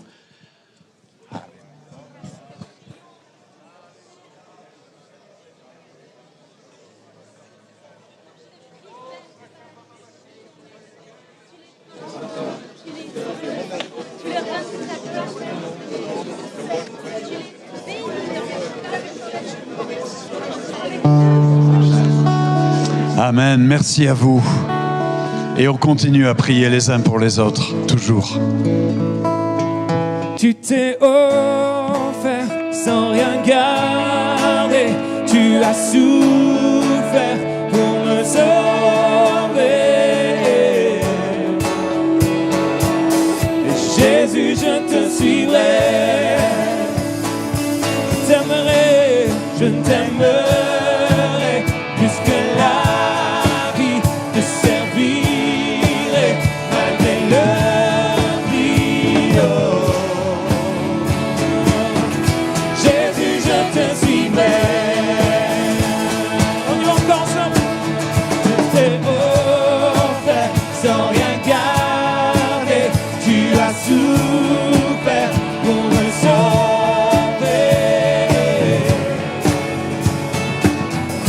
Jésus, je te suivrai. Oh, je t'aimerai plus que la vie te servirai malgré le prix. Oh, Jésus, je te suivrai. Oh, oh, oh.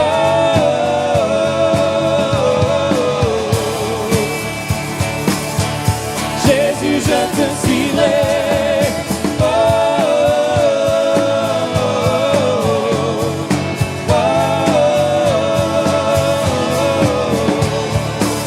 de tout mon cœur, Jésus, je te suivrai.